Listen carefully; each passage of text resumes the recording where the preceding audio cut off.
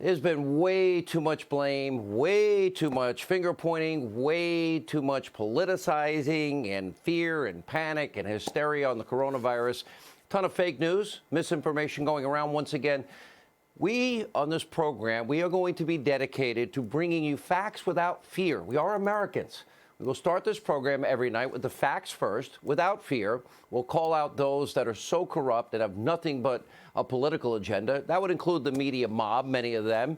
And we can sum it up, by the way, very beginning of this virus, New York Times headline, the Trump virus. If you feel awful, you know who to blame. Now, other multiple outlets calling it Trump's Katrina, Trump's Chernobyl.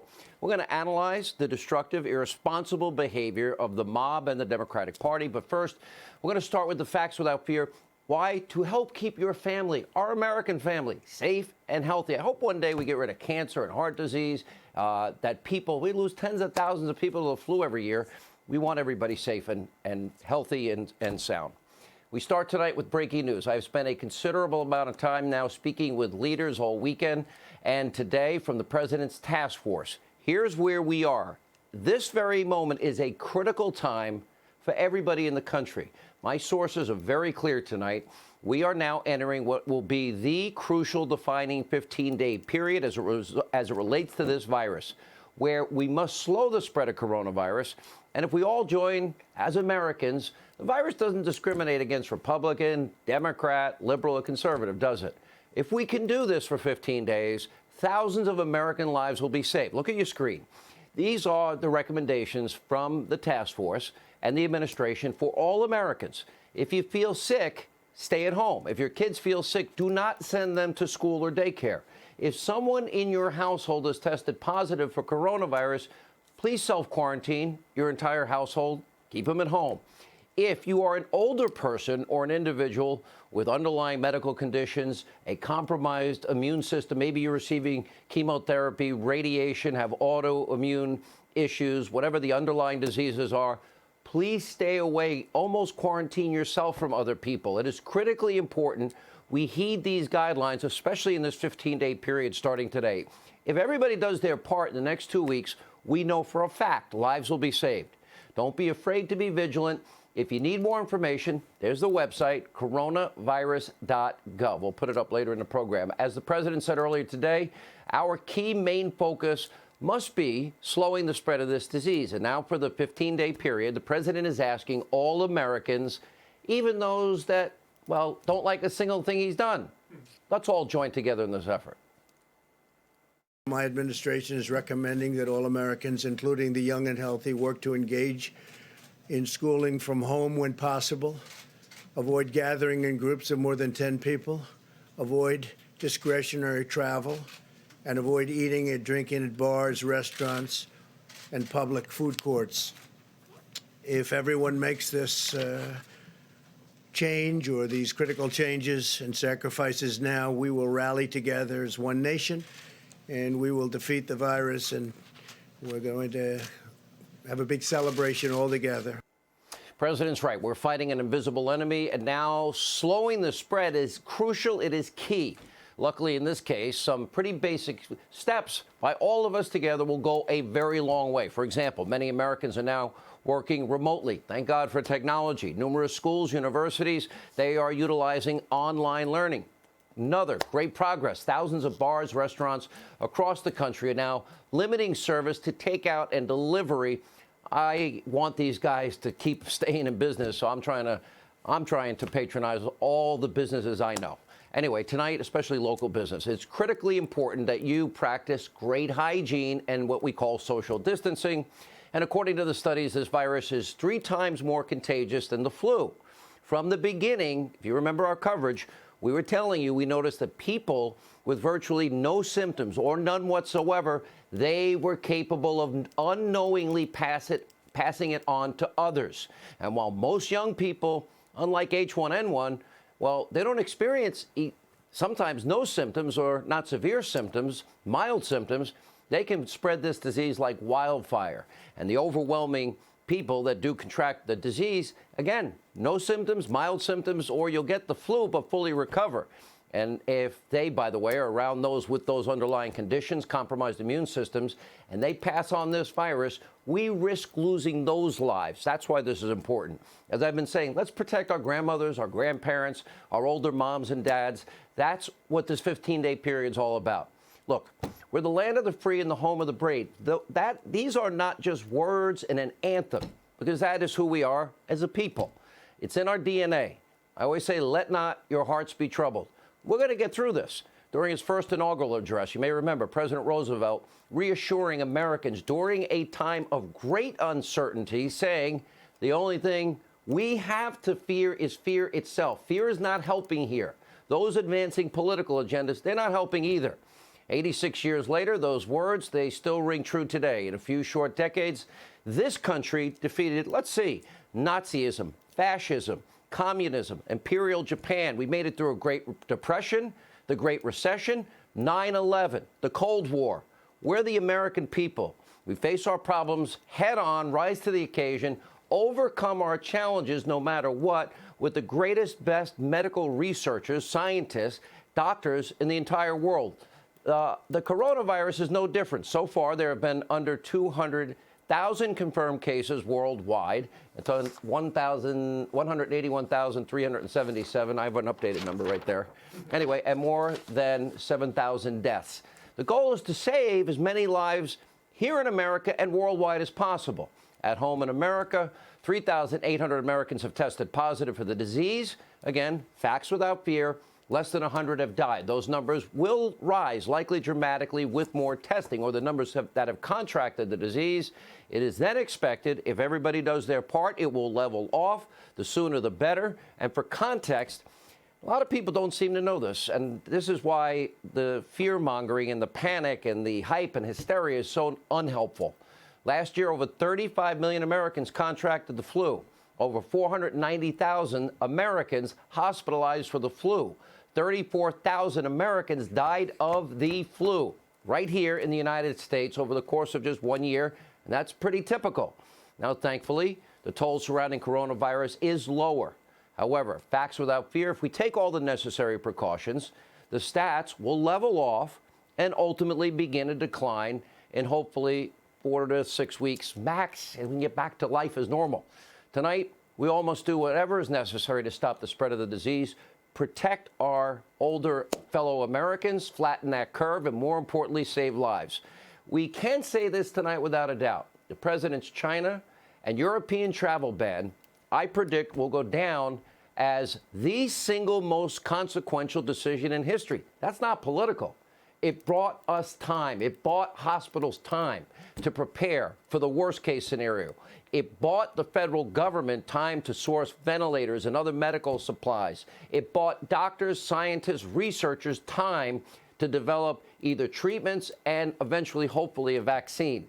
It bought the pharmaceutical industry time so they can do what they do best. In fact, the very first experimental vaccine in the U.S.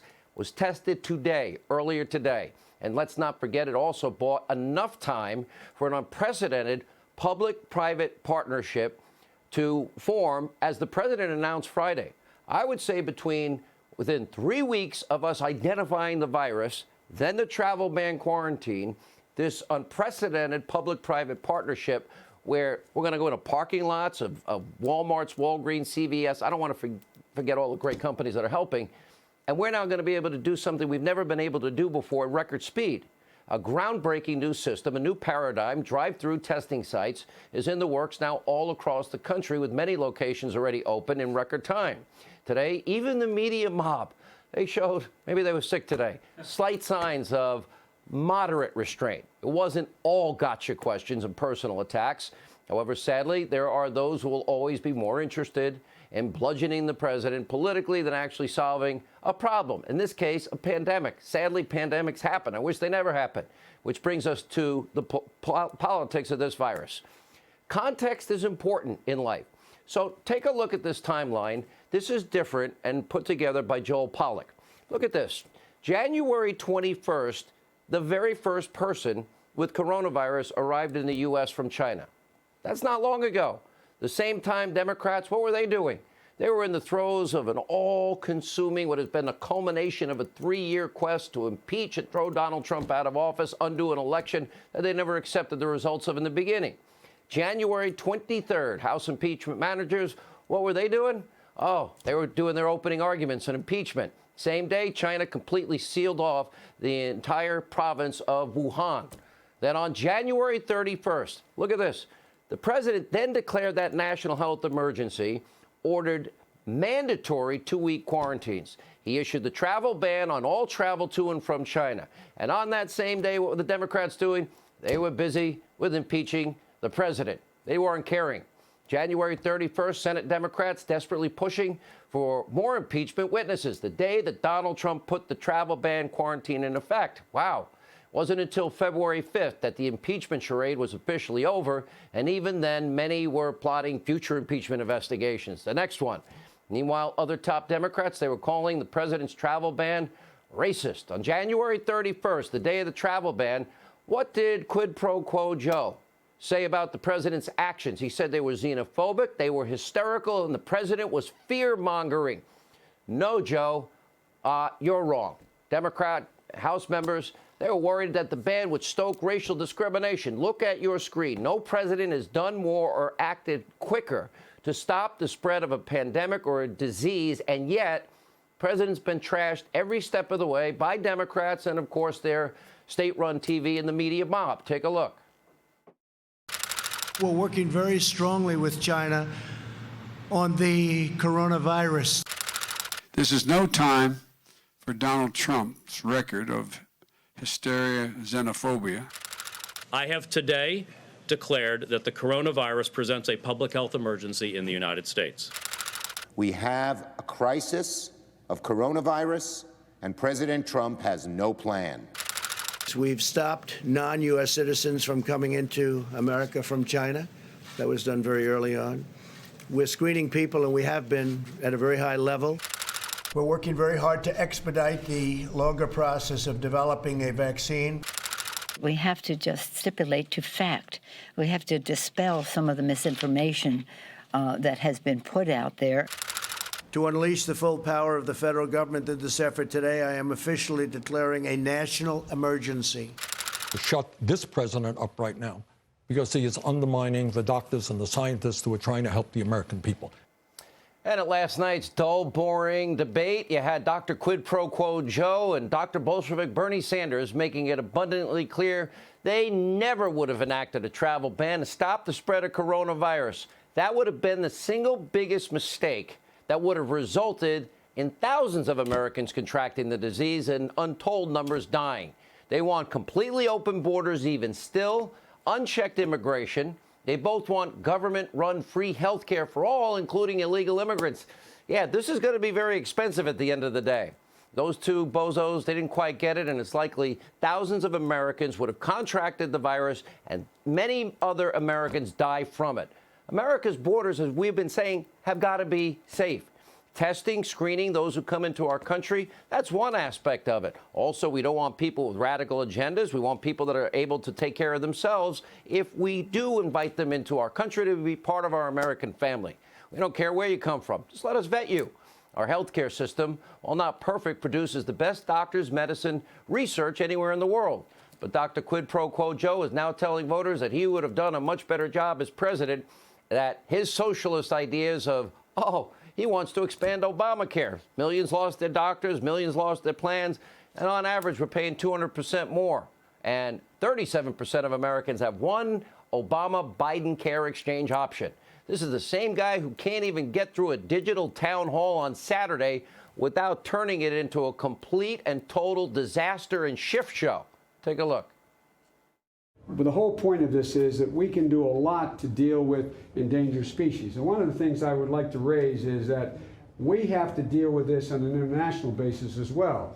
Because right now, for example, we have a thing, Brazil has the Amazon is burning as well. I'm sorry this has been such a disjointed effort here because of the connections, but there's a lot more to say, but I've already probably said too much to you.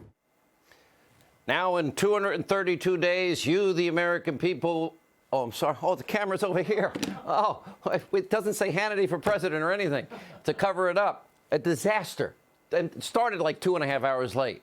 232 days, you will decide whether that man holds the keys to the most powerful job in the world. A critical decision we are now witnessing. The president's actions can have major and massive ramifications. This new paradigm, let's see. Oh, public-private partnerships, travel bans, quarantines, acting with unprecedented quickness. This will now change how we deal with future pandemics and save lives. The regulation cutting is helping speed the development of a vaccine. The emergency declaration enabled an unprecedented public-private partnership with all the money that will be needed to fund it. And going forward, the president's commitment to helping American businesses will have, well, lasting effects. We've got to help our fellow businesses that are in trouble. Airline industry, cruise industry, those workers, hourly workers that fear taking a day or a couple of days off because they're not feeling well. They're all handled under the president's plan already. Listening to Joe, well, I have a plan. Well, the president did all the things you were talking about and then some. Now's not the time for Washington to play games. All hands on deck. Governors, mayors, the federal government must now work together, get hospitals what they need, the equipment that might be needed, the supplies that they may need in the future. Newt Gingrich had a great idea. Use the floating naval vessels that we already have. We already have floating hospitals. We can use those. Maybe we could even commandeer or rent or buy temporarily maybe these cruise ships. Rather than just the bailout, we can house people that need help. Of course, we're not at that point. We don't want to get to that point. We need to prepare for the worst-case scenario. The president and his task force confirmed they are. Now, as it stands, our healthcare system has adequate ventilators, ICU beds, medical professionals, and ultimately, like I said, we must prepare for the worst, pray for the best. In the meantime, wash your hands, stay at home.